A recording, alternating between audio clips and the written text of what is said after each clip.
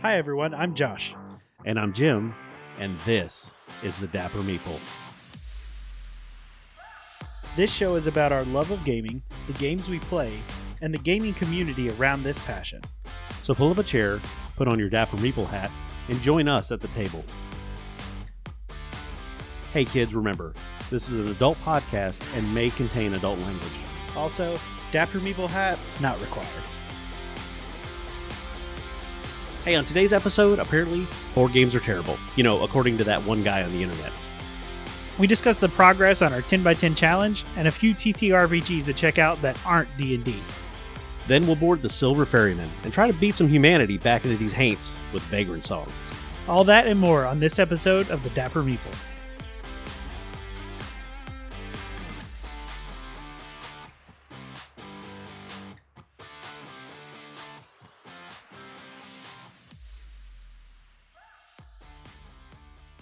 So I would ask you what you've been up to, but you sent me the link so I could read this. And we found an article here that was published a couple days ago by a, I guess we'll call him a journalist, out of Sydney, Australia.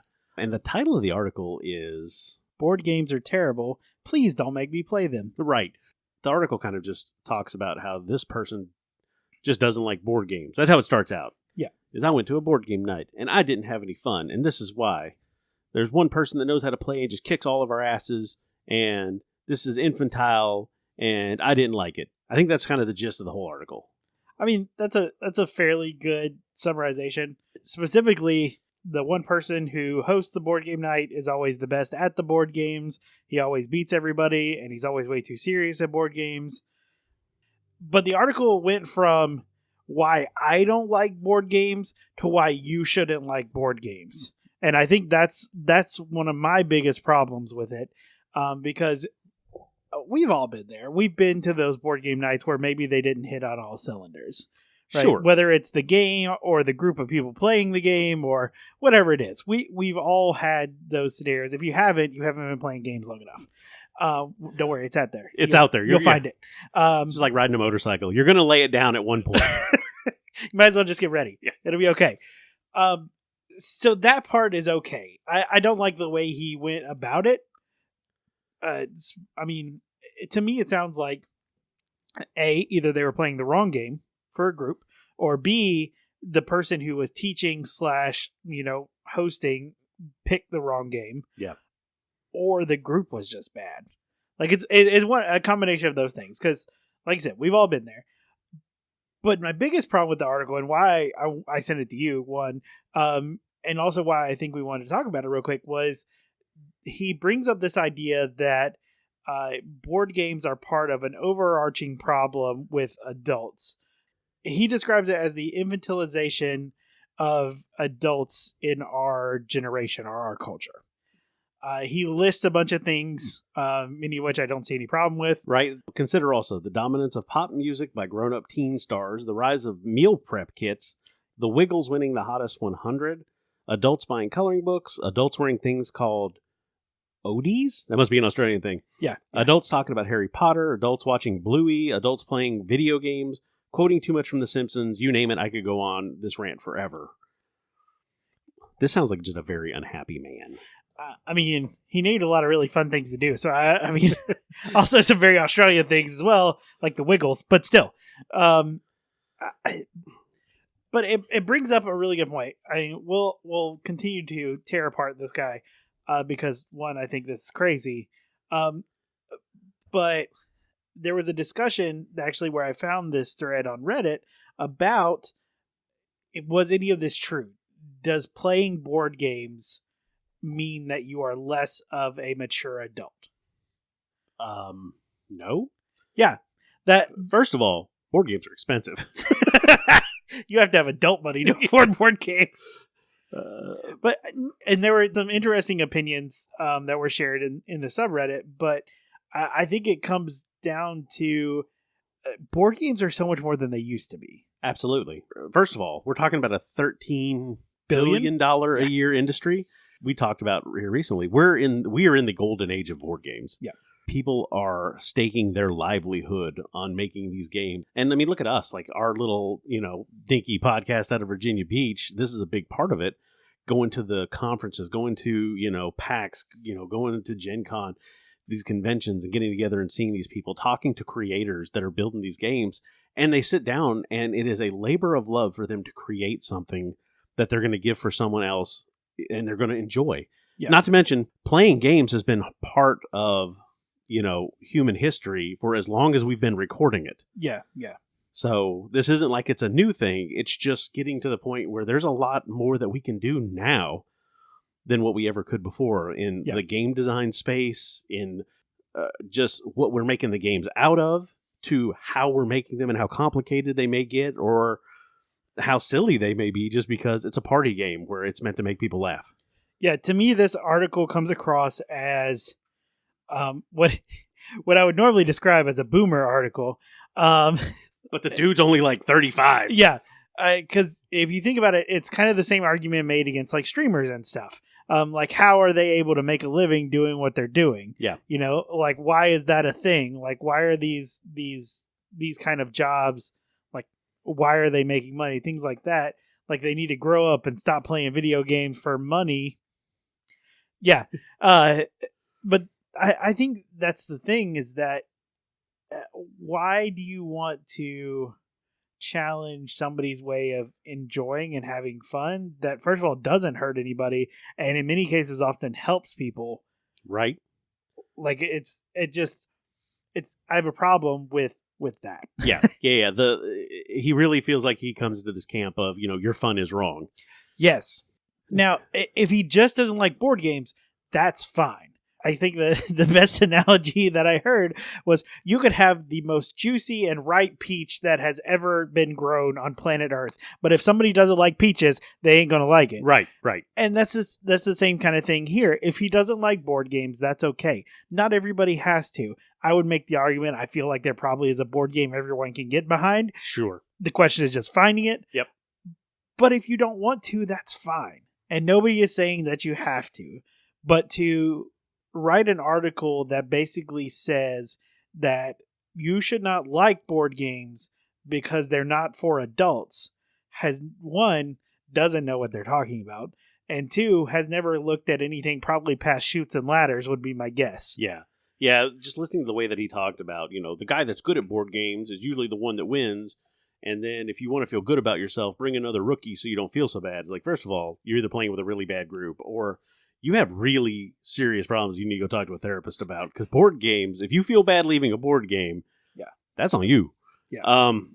But that sort of thing is just ridiculous. But he doesn't even talk about, I know you're a big fan of cooperative board games. Yeah. Like that was my other big thing was like, what about a cooperative game? Yeah, like, where there is nobody losing. The game just kicks your ass. You just get beat up by invisible game mechanics. Would you feel better about that? He's going to go home and punch a wall if that happens. This dude's picking up a Four Loko on the way home or whatever they have in Australia, and he's going to beat the shit out of the drywall. Foster's. That's what I see. We talked about this multiple times, but this just brings up again, there is so much crazy and new and innovative design space within board games now.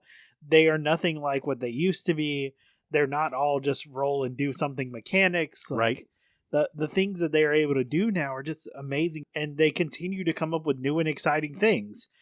There's space there for everyone, but at the same time, there's also, like, there are more adult-geared board games now. Not even, like, theme necessarily, but also complexity. Like, I could not imagine sitting down, a 11, 12-year-old down to play a copy of, like, Nemesis or something. Oh, no. Yeah. Like, we've got a couple of boxes sitting on the shelf right now that, like, my 15-year-old looks at and goes, nah. Yeah. Nah. Yeah. And, but those games are, again, with so much of a spread in what games are now, I think those games are designed for people that like to play games. Like, that's the group we call that comes around, that plays the crunchier games, that plays something a little bit more complex, that likes the reading the rules and understanding and figuring out what to do next and having multiple turns and multiple ideas of where they can go and what they can do. Yeah. Right? There are plenty of games that we play that we invite new people over and we're like, hey, we can play this game. Yeah. Easy to understand, quick to, catch on. Yep. And I've never had anybody leave one of our board game nights and not ask to come back sometime. Yeah. So that's what I think a lot of it is experience in this, and just again, my biggest problem is not that he didn't have a good time. My biggest problem is him saying that other people should not like board games. Right. Because they are not mature. There you right. Go. I know. I'm old. I mean, 43 may not be that old, but I've seen some things.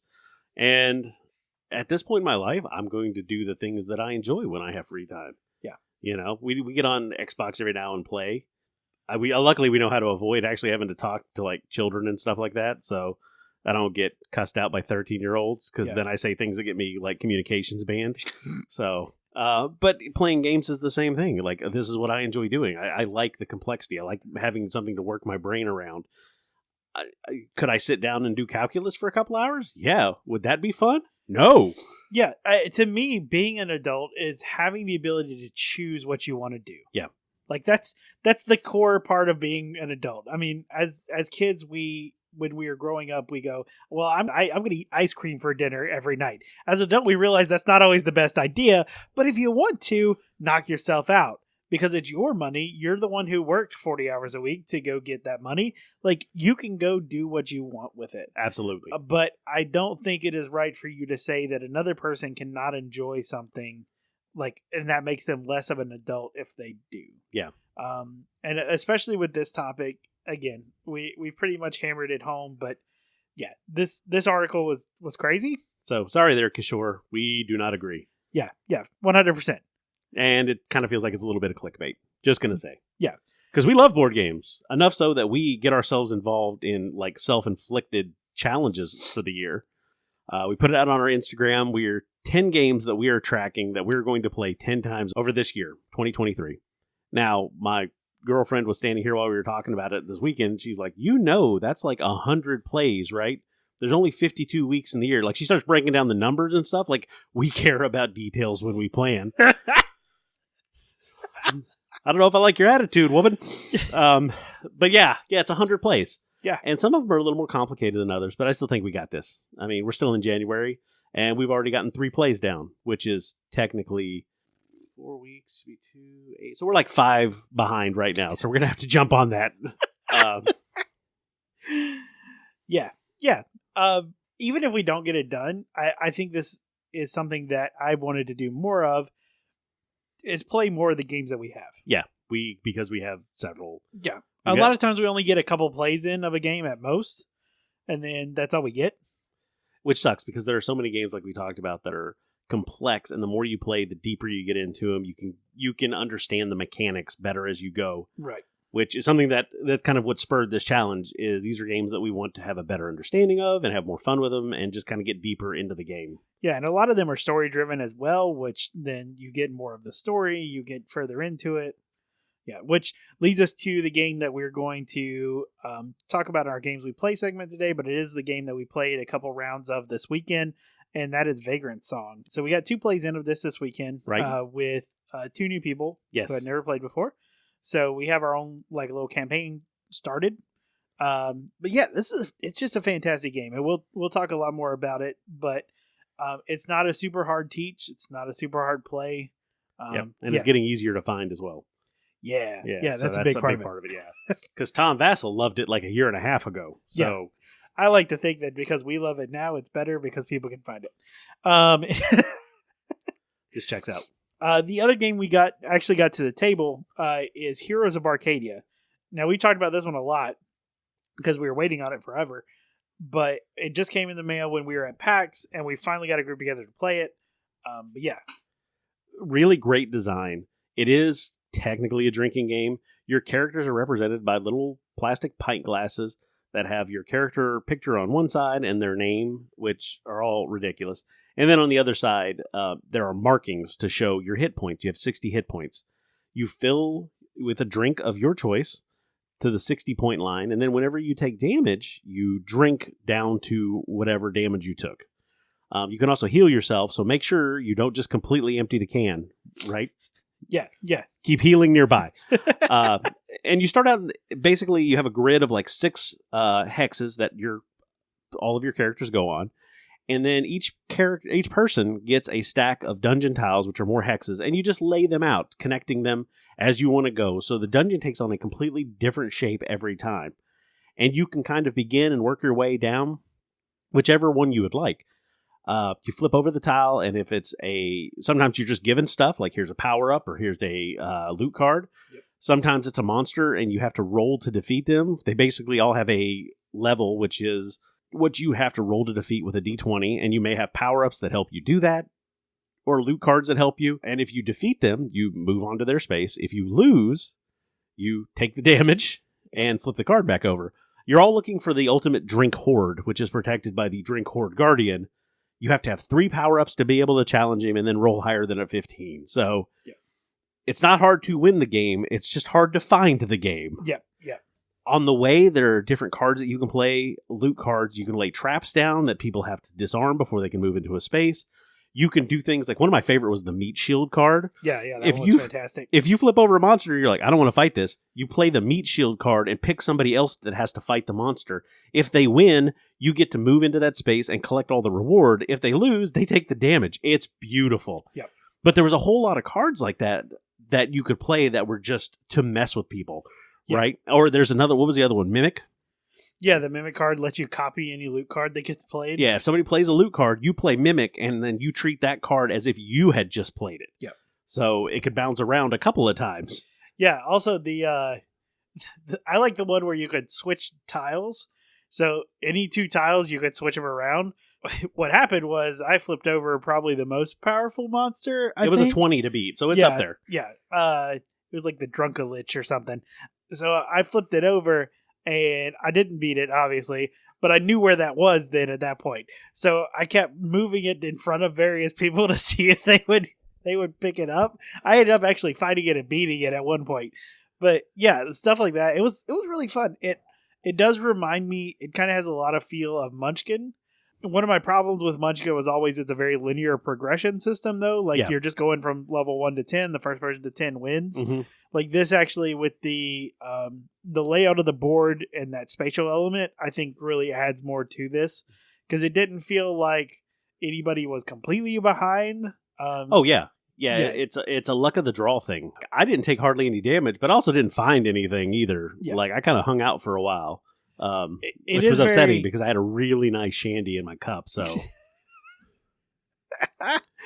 it is very light, which I think adds to, like, it's less of a, if you don't win, it's like, yeah. So, but yeah, it was a very fun game. I'm very glad that we finally got our hands on it. Was able to get it to the table too. Because it was very cool. We even had a guy who did not drink, and he just kept track of what his health was with a set of dice. Yeah. So right. So all kinds of options. Yeah. Right. Yeah. And we do clean our cups afterwards, so just in case anybody's wondering. Yeah, we also have straws if you want to use your own cup. Yeah, we picked up at PAX. The straws have the health point markers, so you can just stick them in your glass and see how much health you have and then drink it that way. Yeah. Which is a great idea if you're traveling with this, too. Yep. So or if you take it to like a bar or something like that, you could just use whatever pint glass they give you. Oh, yeah. Perfect. Yeah. So it was a good weekend of gaming. We were also trying to keep up on Wizards of the Coast and Hasbro. Like shenanigans. Like, how many times have we just told you, Wizards, just be better? Yeah. Just be better. And this was not it. It was leaked, what they were planning to do with the OGL, and then there were some more leaks that continued on. Basically, Hasbro, which is the parent company.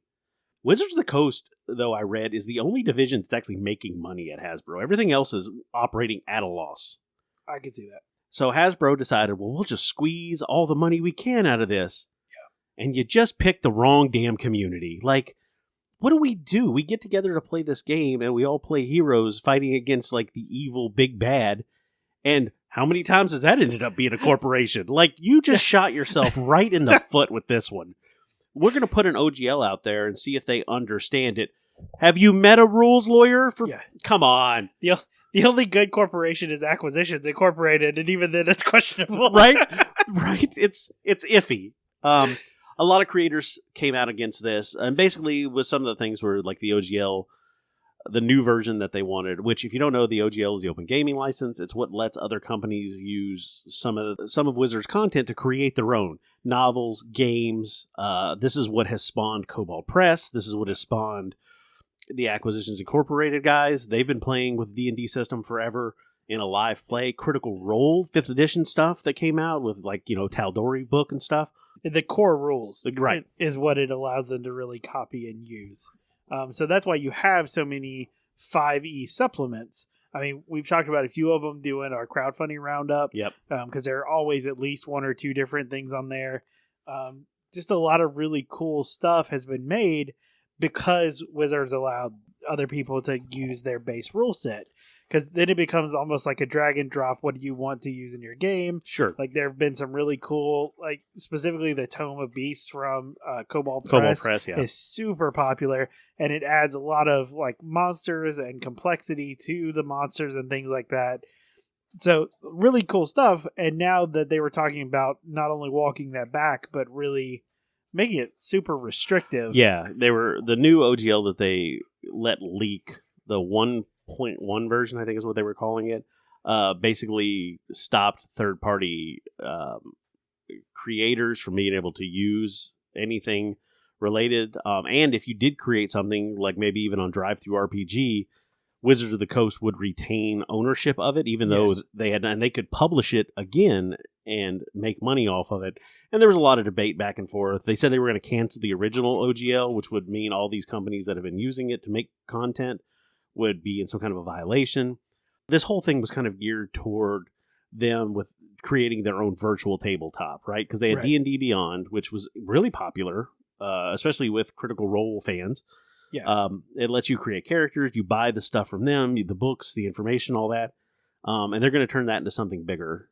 And they were just trying to push everybody out. They were just trying to make it where if you want to play D&D, you're playing our D&D. Yeah. Again, they totally picked the wrong community. Yeah. Like, I feel like we've had an argument against gatekeeping for a long time. Like, so some of the big things that happened was, first of all, there was just a big uproar, and we tried to all right, let's wait and see. Let's see what they're doing. And it did turn out that it really seems like they were just trying to be as horrible as what it seemed.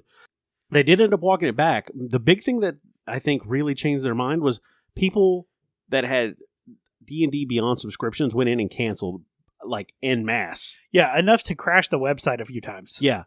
And they lost people that have been on that thing for, since its inception. Yeah. That just canceled it. And so they started walking a lot of it back, and they're like, whoa, that's not what we meant. Our bad. They put out some kind of a BS apology. Well, we were trying to do what's best for the community, and everybody collectively was like, hey, F you, Hasbro. Yeah. And if there would have been the ability to get together with pitchforks and torches, we would have burned Hasbro to the ground. There were a lot of problematic things coming back, and the way that they've kind of damage controlled has also been problematic. Right. The second one that came out was from the actual president of the D&D side of it. Yeah. And he came out and said, hey, we did this wrong. That was our bad. It's like the first time they actually let a human talk to us. Yeah. It was better, but at this point, everybody's like, you got us on 4th edition. You screwed us there, and it feels like you were trying to do it again. Yeah. And we just caught you. So there's a lot of people now that are like, you know what? I'll go play other games. Yeah. So I think what Hasbro has done is what happened to them, again, in 4th edition. The crap they pulled there that made everybody a little, Yeah. That's what spawned Paizo. Their biggest competitor came out of them screwing up 4th edition. And it feels like they're doing it again. Yeah, I really do think that there's a lot of issues with what they got going on, but I really do think that there's going to be some really good stuff to come out of this. We all know competition usually breeds better products. Yes. So I think having the company that thinks they're invincible be taken down, I think is only going to be better for the hobby. That, and again, Paizo, which is the company that makes Pathfinder. Yeah. Who they just came out with Pathfinder 2nd edition last year before. Yeah. Streamlined it a little bit because Pathfinder's for people that like math. I will always stick to that. I don't think Pathfinder for me is as good of a storytelling engine, but it is a very crunchy, like if you want to design exactly this character, Pathfinder is a way you can do that. Yeah. It's not my favorite, but I will play it. It seems now, whether I want to or not. But they started working on an open gaming license that is, they're calling it the Open RPG Creative License, something that Paizo has begun developing in conjunction with a lot of these companies.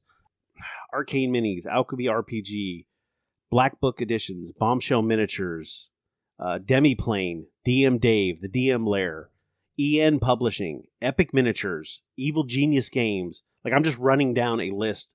Cobalt Press, Green Ronin, Games on Tabletop. There are so many. Monty Cook Games, Necromancer Games.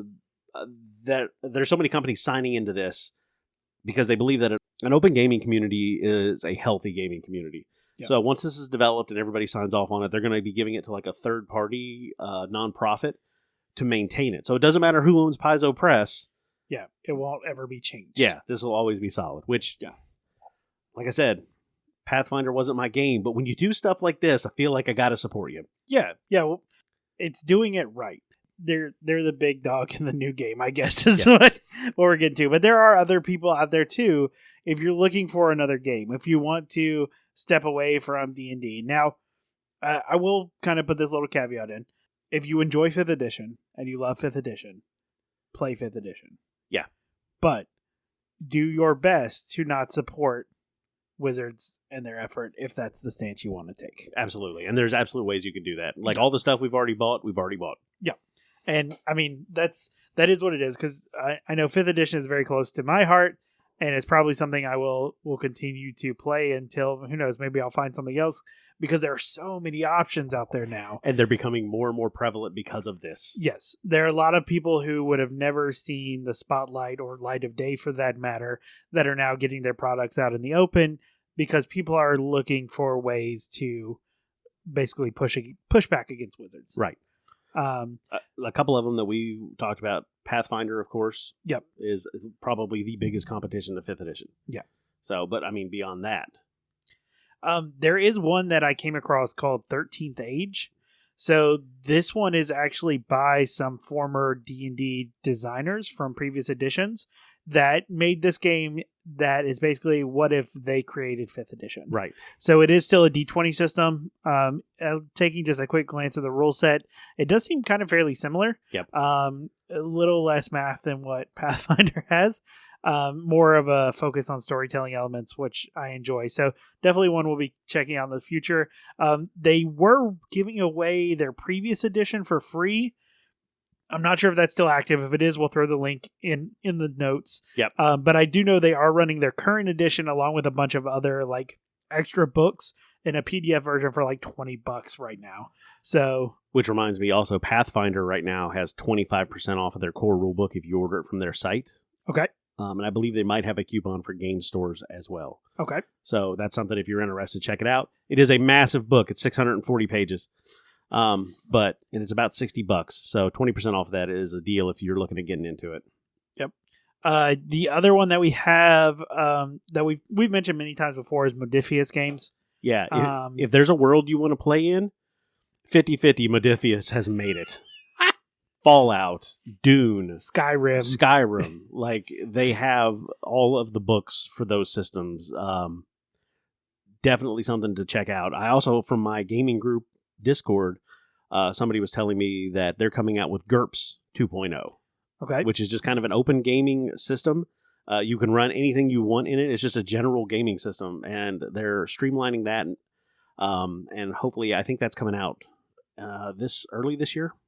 So a new edition of that that you can check out.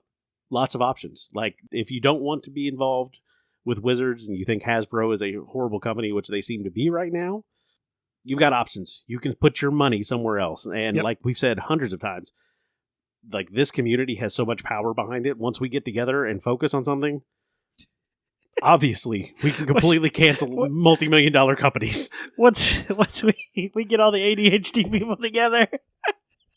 Once the swarm gets focused the right way, we're good. Yeah, we're good. Yeah.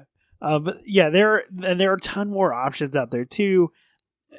You got things like the Fate system. Like, Fate is so good.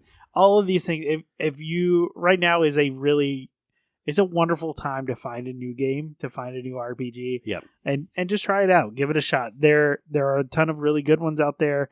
There are more that are really kind of coming to light too. Mm-hmm. More publishers are starting to see the opportunity to push a game when, I mean, if you lose the thing that had the stranglehold on RPGs, you start to see a whole lot more kind of flowering. So really excited to see kind of what happens with these smaller companies. Mm-hmm. Would love to see that kind of continue to grow that way, and just see what happens. Right?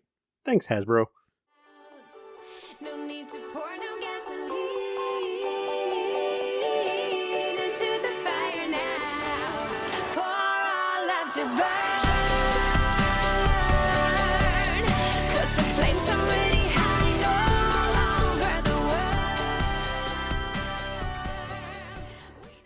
And now on Games We Play, Vagrantsong. Designed by Matt Carter, Justin Gibbs, and Kyle Rowan. With art by Wen Mei Diem. Published by Weird Miniatures. In this story-driven cooperative boss battler, you take on the role of a vagrant just looking to hop a train. What you find is a welcoming hand in a white glove with stretched skin beneath.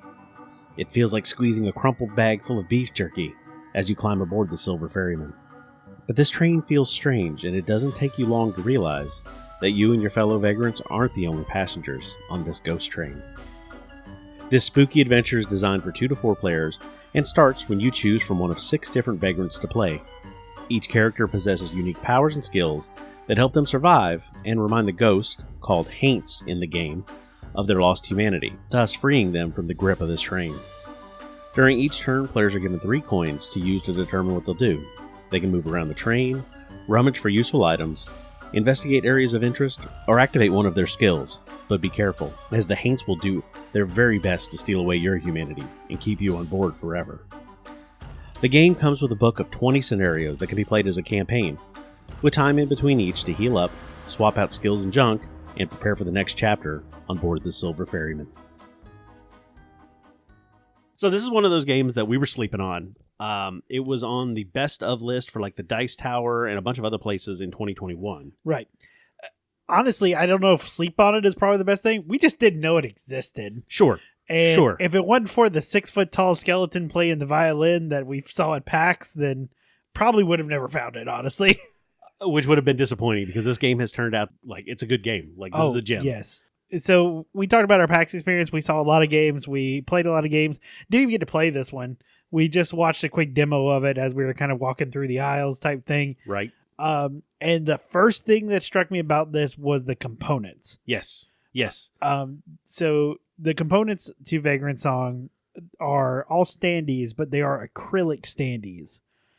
So knowing us, we love like fancy components, mostly like metal dice and stuff like that. But these standees are gorgeous. They really are.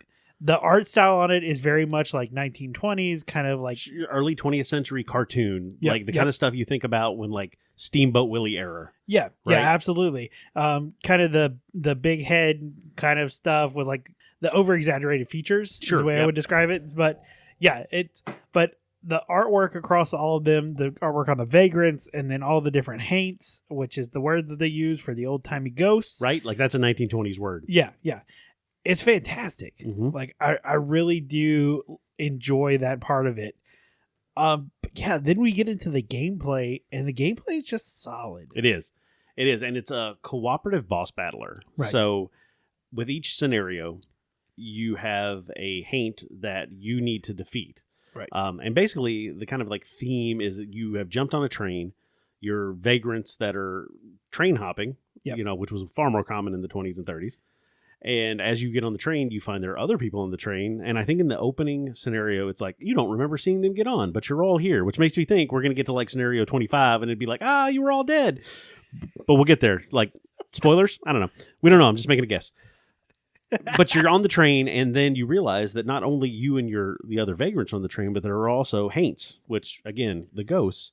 And you take it upon yourself, I guess, to bring them back to humanity so that they can get off of the train, which you now know is a ghost train. It feels like there's a lot of decisions that were made as you were getting into the train that could have gone another way. You know what I'm saying? I don't know. It's probably like, yeah, we're on the train. No, we can't get off the train. Like, because I know the first scenario, we'll spoil a little bit here. If you want to play, just, skip the first scenario. I don't know. Play through it. It'll be fun. It plays different every time. Yeah. So the first scenario is the haint is called Turned Faces. Mm-hmm. And it's really creepy because when you look at the standee, it's like 3 people and they have their backs to you. And you're thinking, I'll turn the standee around. It'll be their fronts. Nope. Still their backs. Still the backs.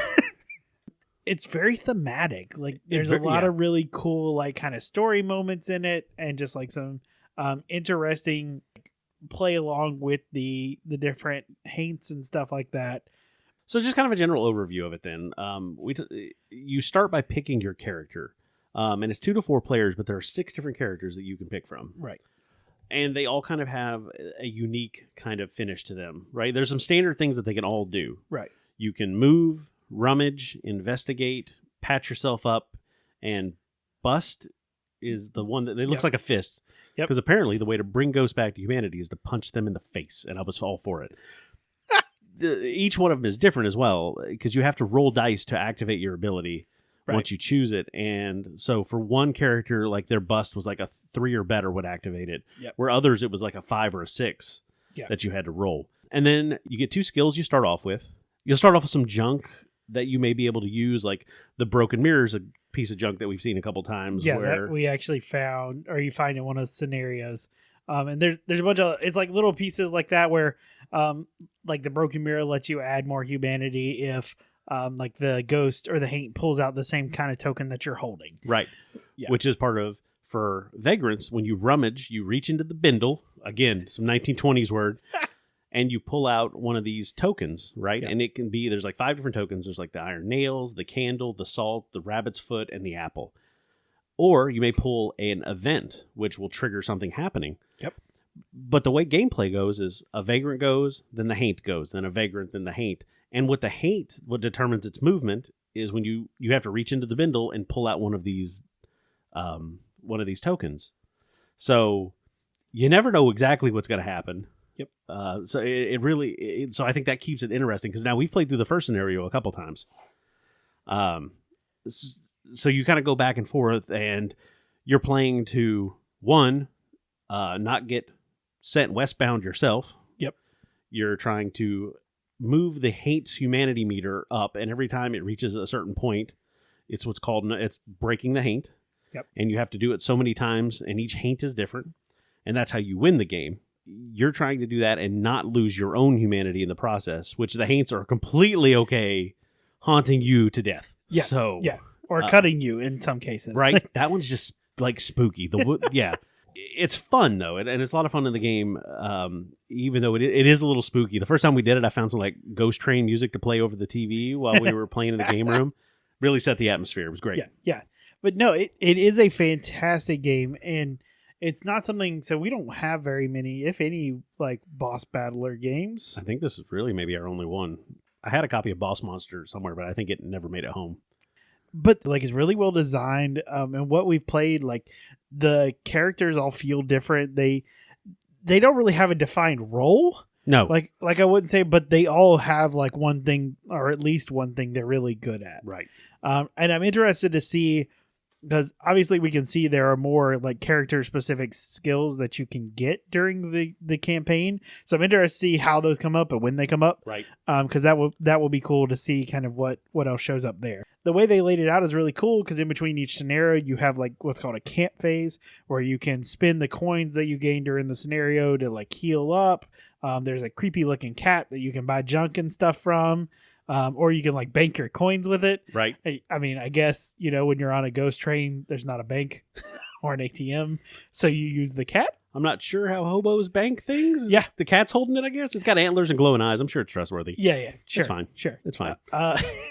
But yeah, and it's really cool. There are different ways to like save your progress in the game. So every time you do a campaign game, you can save, and then you can switch out like to a different character, a different vagrant if you want to use one, and all your stuff is pretty much transferable except for the like vagrant specific skills. Right, which is 2. They all start with 2 specific skills that they can upgrade later on. So they don't recommend in later levels, once you start getting more vagrant specific skills, switching them out very often. I know that is one thing that it says in the rulebook. So let's score it. So let's start with components. This is a big one. Easy, no problem.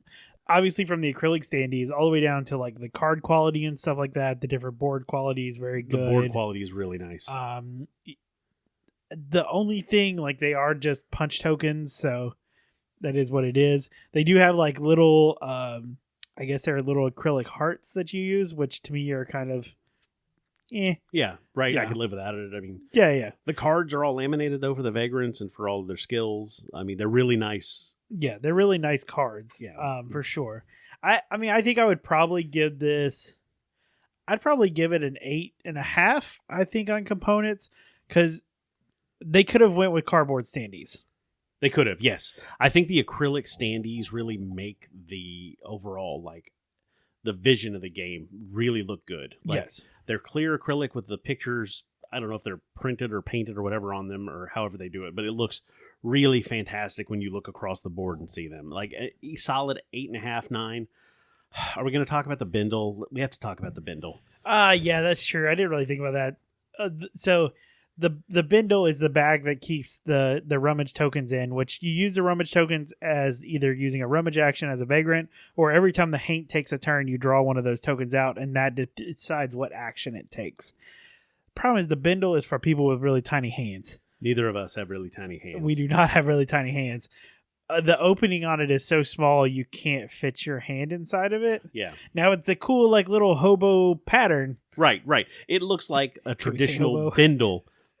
If you don't know, you ever seen the pictures of like people walking away with all their stuff wrapped up in a handkerchief tied to a stick? That's a bindle. Yeah. So it has the same pattern and stuff. Like it definitely fits the game, but it doesn't fit my hand.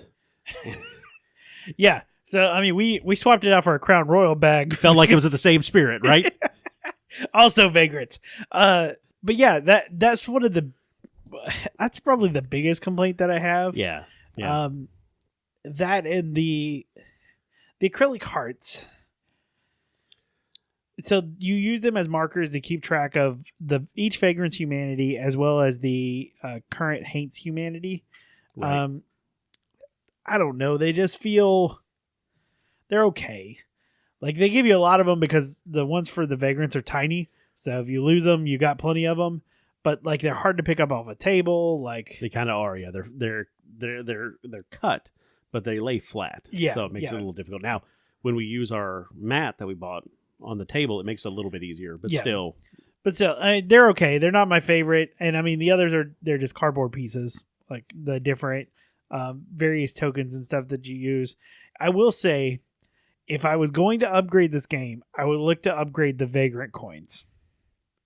So the 3 coins that each Vagrant gets to choose their actions, I think would be really cool as like some kind of metal variant. Oh yeah, version. Yeah.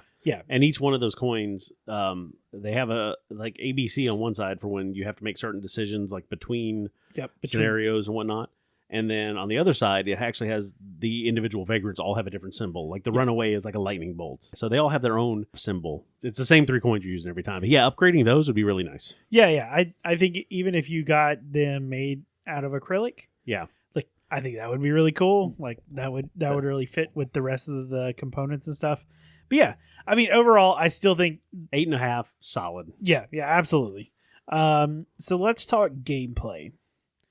So this is a cooperative boss battler. Right. So for people that want to win at all the board games, I mean... Like that guy from that article earlier. who felt embarrassed when he didn't win. I don't know what the hell happened there. This isn't a I'm going to win board game. This is a we've got to do this together. Yeah. Right? There are times where you need to... and we've done it a few times where you got to save somebody in the second scenario. Some people get taken off the board and you have to use some like iron nails to bring them back. There are times where you need to position a certain way and you can kind of talk about it because there's no turn order. It's just you start a turn and then all of you have to go. Yeah. At every round, you can decide the turn order of the vagrant. Right. So that gives you a lot of flexibility. And also there are sometimes it's like the first vagrant to go this round takes 4 humanity damage. Yeah. So it's like, I'll take it this time. Somebody else can have it next time. Yeah. There's healing that you can do. Certain vagrants, when they heal, they can take the option of somebody within 2 spaces can heal on as well. So yeah, it is cooperative, which we like. I mean, I think that makes it a lot of fun because you're all looking at whatever the creepy thing that you just pull out of the box is, and it's like, oh, okay, that's what we're gonna deal with. I will say the haint targeting system is a little counterintuitive. Like, it doesn't always make sense. Right. There are some, like, kind of specialty rules in there, so that does take a little bit of kind of maneuvering around. The other thing that you run into sometimes with cooperative games is quarterbacking, where you can have one person kind of telling everybody what they need to do. Right. It's not as easy as some games make it to do that. So you can run into that depending on your game group. Right. Like, if you have that player who is the alpha gamer that wants to tell everybody the most optimal move to make. So just kind of keep an eye on that. The players or the characters, the vagrants, are not different enough to where that's not possible. Like, say in like a game like Spirit Island, where if you can keep track of 2 spirits, then you're doing really good. Yeah. So that is kind of something to keep out like a lookout for. But I mean, with us, that's not really a big issue. I don't think so. Other than that, I think like those are really my only two gameplay issues with it. Right. I have a good time playing it. I really do. Yeah. There's a lot of really fun kind of nuanced things to it. There's always event tokens around the board to go like explore or pick up. Right. There are 3 like rituals, which are objectives that can be done during each of the games, or each of the scenarios. So trying to figure out how exactly to make those work and like complete those during the scenario is pretty cool. Yeah, it adds an extra degree of complexity onto it. Yeah. But it's not like, it doesn't make the game like overpowering or too difficult. Like if you don't get them, fine. But if you do, like it's stuff like, I know in one of them it was like, you got to find his floppy hat. Yeah. And it ends up being an event that drops onto the board, which I like that. I like the way that those are tied into each scenario. Yeah. And really well done. When you found it, it ended up giving you the junk item, like the floppy hat. Yeah. Yeah. I'm digging the floppy hat. Yeah. And I mean, and I like that it's very narrative driven. Like, yes. To keep with the floppy hat, if you get that and you pick it up, it's like the inside is like, well, I can't remember how it describes it, but basically says like it's all gooey and nasty, and you still decide to put it on your head. Like, it's those kind of funny kind of moments are sprinkled into kind of this. I mean, kind of a darker kind of theme because you're stuck on this ghost train.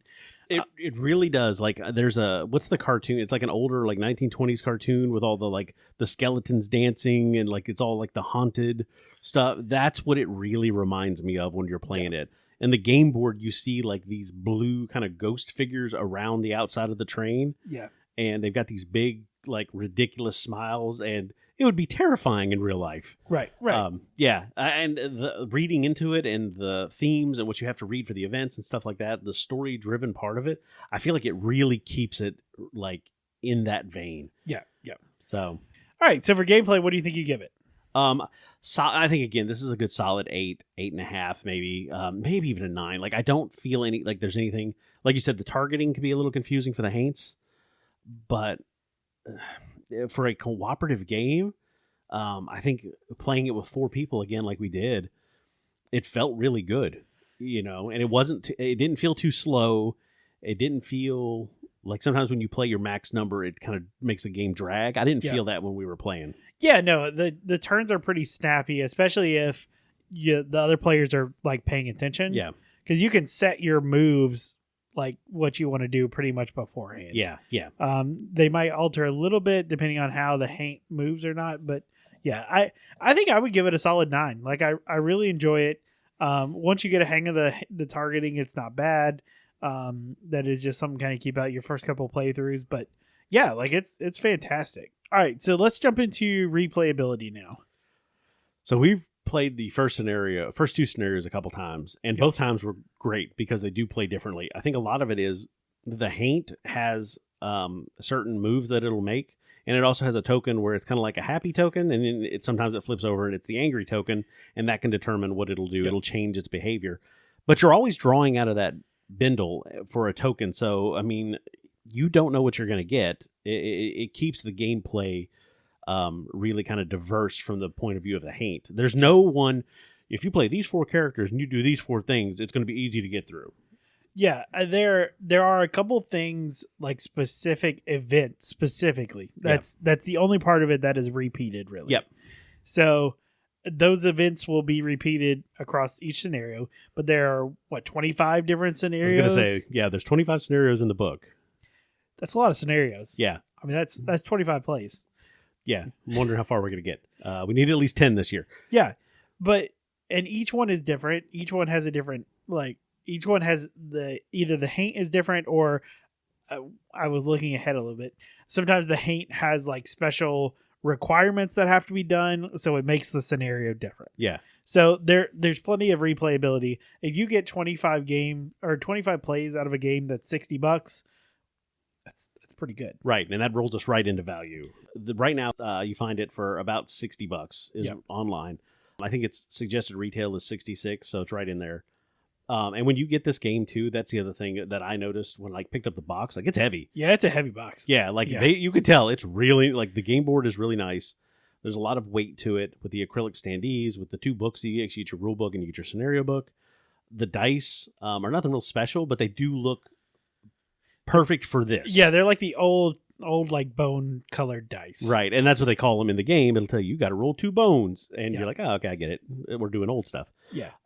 It still works really well. I mean, you're definitely getting your money's worth. Like, I mean, I think this is a 9.95 for value all day long. Yeah, I think there is plenty of game in this box. Yeah. And it's plenty of good game in this box.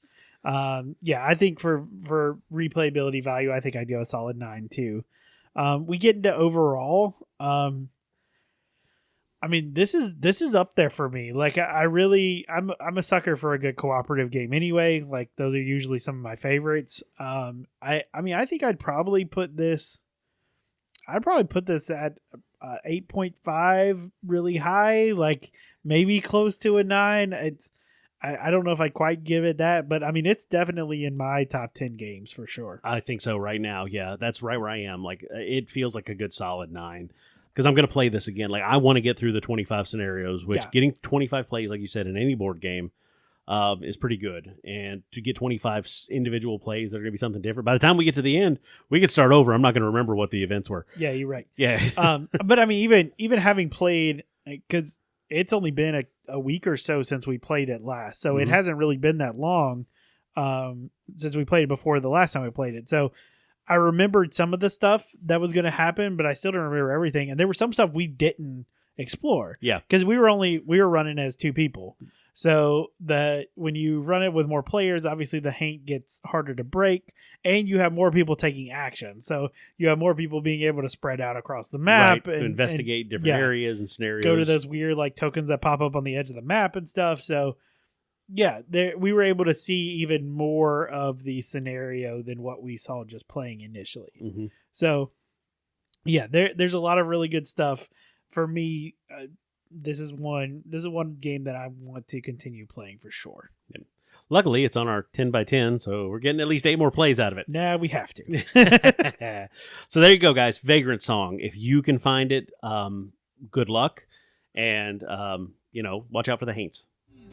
I will leave it on the next string, baby. I do believe. Come on, let's ride this train. Come on. Hey, and now it's time for our first crowdfunding roundup of 2023. All right, so we got 3 games here that we want to take a look at.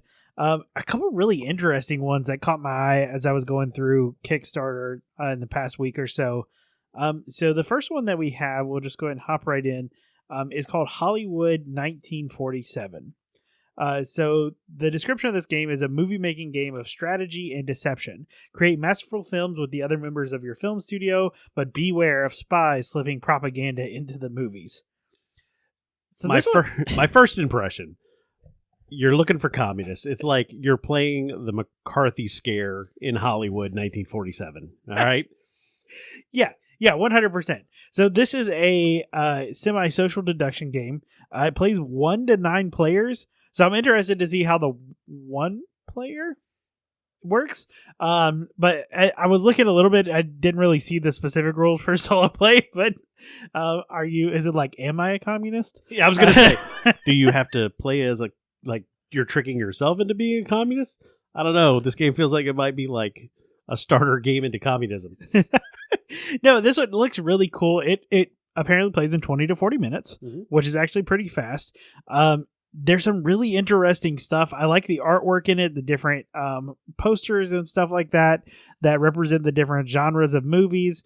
The little transparent film strips that they have that kind of you lay over the movie posters to keep track of who gets the points for them. Right. Is really cool. There's a lot of like neat little tokens and stuff that represent like extra powers and stuff that you can get. So there's like an old time camera and like movie reel, and I know they added a popcorn bucket. Then they had like a megaphone, like the old school 1940s director megaphone. I like the pieces on it, and then you can again there are upgrades to wood and metal tokens that you can take as well. Yep. Little stretch goals and stuff in the Kickstarter. There are a bunch of different videos and stuff that people have covered it, so not going to go too in depth on it. Something to check out though. It definitely looks different. Yeah. Now these guys have also made some other games. I've seen them out before, and I've been interested in them. Yeah, the company that's putting this out is Facade Games. They've also done some other ones. Salem, 1962, Tortuga, 1667. A lot of these have all been Kickstarters. Deadwood, 1876. So this is kind of their thing, these little games that come in like book packages. I really like the packaging. They can sit on your shelf and they would look like books. Yeah. But yeah, there's some pretty cool stuff going on with this game. I do like the... I'm interested to see the social deduction aspect of it, exactly how that plays along here. Which, as we've said many times, is not our favorite genre. Right. But there's enough interesting things going on here that I want to check it out more. So, entry level pledge for this one is $27 to get a copy of the game. That includes the standard copy as well as the costumes expansion pack and any stretch goals that pop up. Right. It said it also comes with discounted shipping and no extra shipping costs after Kickstarter. Which they know how to reel us in, baby. Yeah. As someone who paid an arm for Marvel Zombie shipping, we like that. It might have been cheaper just to go pick it up from the distributor, honestly. In China. But no, the next level is for the deluxe edition, which includes the upgraded tokens and things like that. That comes in at $44. So really not bad price points here. No. There are some other upgrades that go up from there. There's an additional expansion that you can get with a pledge of like $74 or more. So there's some pretty cool stuff with this one. Definitely one to take a look at if you're into social deduction games, or if you like some of the other games that this company has come out with, because you can also pick up some of those during the Kickstarter as well. Yeah, a pledge of $129 gets you Hollywood 1947, its costume pack, all of its stretch goals, and then the ones I was talking about: Salem, Tortuga, Deadwood, Bristol, and the index book box. So all of that comes with that pledge. Yep. So that one looks very interesting. Again, if you're into social deduction games, take a look at that one. Tons of people have done like video reviews and gameplay reviews on it. So there's a bunch of stuff out there on this one. So they've already met their goals. 23 days left as of time of recording. Yeah, they have really surpassed their goal. So that usually tells you this company has at least some track record. So, yeah. Yep. All right. And speaking of our favorite Kickstarter company. So I know that you're a fan of this game. You've got the core set. Yeah. And so the game we're talking about in the company is Simon, and we're talking about Marvel United. So I have the original base retail version of this game. Right. I am kicking myself that I did not get the Kickstarter version, because as Simon games love to do, there was a whole separate box full of Kickstarter exclusives. But the one we're talking about here is Marvel United Multiverse. So this is the new iteration of Marvel United. There was obviously the original. There was an X-Men version that came out. There was like a Spider-Verse version. So here we're in the multiverse. There are some really cool chibi sculpts and things like that. So this game, it is also a boss battler that you take on the role of one of the superheroes of your choice. And you kind of work around the game board, which is these cards that are laid out in a circle. Right. And you work around the circle trying to either like defeat like thugs or rescue people or complete these different objectives so that you can then actually fight the bad guy. Each bad guy plays different, which I do like. They all have special abilities or special like certain win conditions or things like that they can defeat you with. So there's a lot of variability just in the game from there. Now, what we have here is the multiverse. It has things like the Wrecking Crew, which are Kickstarter exclusives. And who doesn't love little Marvel chibis? But it also has Galactus as a chibi. And it's wonderful. He's a big chibi. Yeah. But he's a chibi. He's a big chibi, but he's still a chibi. There's a lot of really cool heroes in this one. I know there's like Black Knight. There is Captain Carter. Yep. The Shuri Black Panther. Spider-Man 2099. The woman version of Thor, which I guess is Mighty Thor. Yep. And Ironheart. Yep. Yeah. So many of the ones that come out of like the What If comics. Yeah, there's even a Cosmic Ghost Rider that you can either play as a hero or a villain, which I do like how they introduced that. I think there was a couple others that they introduced in one of the later sets as well. There are some base villains that come in there. You get Immortus, Maestro, and Emperor Doom. So again, when we were talking about this one as we pulled it up, these are not my favorite like Marvel characters or anything, or they're not even the most well known, but we do love how they're kind of expanding and exploring more parts of that IP. Right. So I can tell you the game is fantastic as far as just the base gameplay goes. It's got some really cool like nuanced stuff depending on what villains you're playing against and things like that. So I enjoy Marvel United. It's definitely a cool one. There's always really cool Kickstarter upgrades because it's CMON. They always do Kickstarter upgrades. Mm-hmm. This one has reached a ton of their goals. I'm sure they have a few more in their sleeve. They still got 16 days to go, and it's already almost at $1.2 million. I was going to say, I'm running down just all the different characters to get unlocked as it goes. Yeah. And I think they might have unlocked all the characters. Darkchild was the last one to get unlocked. For the pledge levels, there's only 2 pledge levels on this one. Yep. $65 will get you the Marvel United Multiverse, and with the Wrecking Crew villain team exclusive, and then all the applicable stretch goals, which again, CMON, it's minis.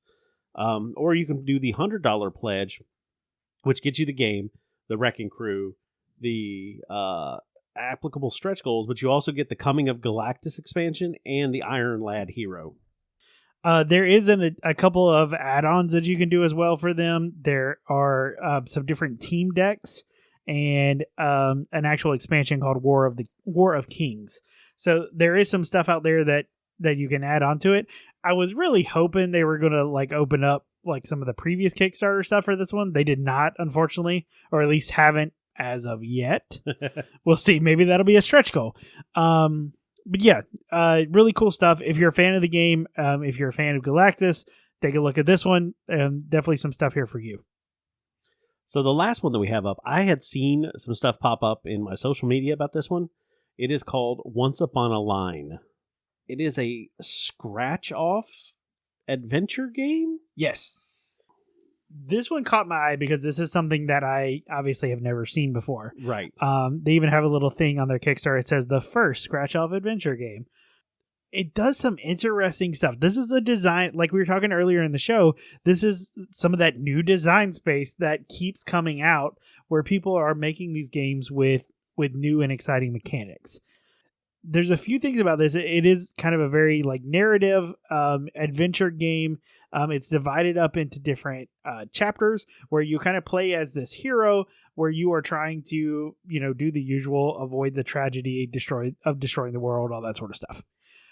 The big thing for me was the scratch off part. Right. Like it looks like you've got these different game boards that kind of help determine where your story goes. And when you make a decision, they have like a little scratcher and you scratch a line off, either vertically or horizontally to further the game. Yeah. Like that's where the instructions are hidden in these boards. I guess it means it's a single playthrough. I would imagine the replayability is kind of low. Right. There are expansions already prepared to come out. Yeah. And I think they're part of it as well. There looks like they have a lot of content already kind of like ready and lined up. Right. It kind of makes me, in that aspect, kind of reminds me of like, Time Stories? Where once you've played through it, like you can play through them again, but you know what the options are. Yeah, you know the ways to go and things like that. But this is just a really interesting mechanic, or a really interesting build. I'm interested because of that. Yes. Yeah, that's kind of what drew me in as well. I want to know, first off, I want to know how it works, like how it affects the game, like what part of the game is included in that, because you're scratching off literally just words. Yep. And they are clues to progress the game from what I understand. But yeah, there's a lot of really interesting stuff here. I'm excited to see where it goes. I do know that they partnered with Lucky Duck Games, which, as you know, we're fans of Lucky Duck. They have put out some fantastic like story-driven games. So if they're putting their name on publishing this one, that's usually a pretty good sign to me. They do have recharge packs, which you can get the boards over again, so you can play. Other people can play them or whatever.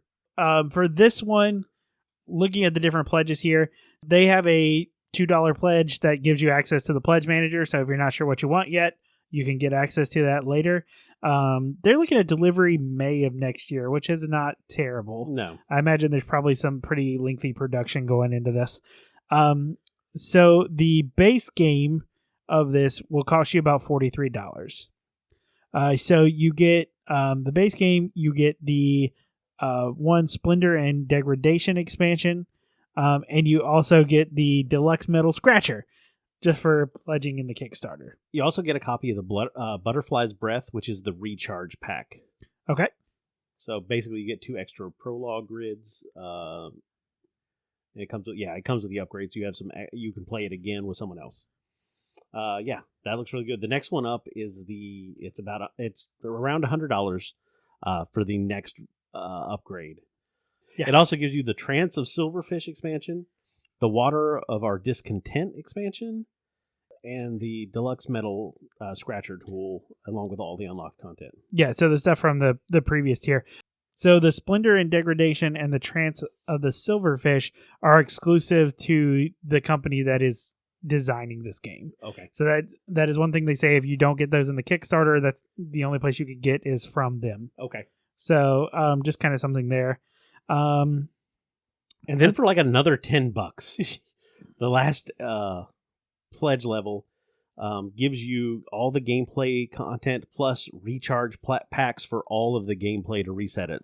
Yeah. Which I feel like that's kind of a deal if you're wanting to go that route. If you're really into this, I think this is the way to go. If I'm going to spend 100, I'll spend 108. Yeah. This is definitely... This is interesting. I don't know that I'm going to back it because I'm still in for probably backing the Dark Quarter as a late pledge here in the next couple weeks. But this one, I like the design space. I like where they're going with it. I like that it's different. Yeah. It is already funded. They have already reached their goal. They do have 10 days left. So there is still some time to back this one if you would like. And I'm assuming, being a Lucky Duck published game, because they're the ones doing all the English conversion for it, I'm assuming you'll probably be able to late pledge it as well. They usually have that available too. So definitely something to keep an eye on. If any of these games interest you, go take a look at them. Pledge if you want to, or just go in for $1 to keep track of them. You do you. All right, and with that, the Haint draws the iron nails, and that means all vagrants within 2 spaces lose 2 humanity. The Runaway's up next. So my pup, who is the goodest boy, will investigate scenario 5. 2 successes. You have found the floppy hat. It's about as gross as you thought it would be, but then for whatever reason, you decide to put it on. The Haint gains 5 humanity, and that breaks him for the last time. His limbs violently flail and lash out, unready to let go. The blue flame pouring from his eyes extinguishes, and he vanishes from sight like a windswept balloon. For a brief but welcome moment, all is quiet. Thanks, everyone, for sticking around and listening to our show. If you enjoyed it, let me ask you a favor. Follow us and leave us a like wherever you get your podcast. It really helps us out. And if you have anything to say back to us, you can find us on Instagram and Facebook by searching for The Dapper Meeple. On Twitter, our handle is @TheDapperMeeple, or email us at dappermeeplegaming@gmail.com. And as always, we'll save you a seat at the table.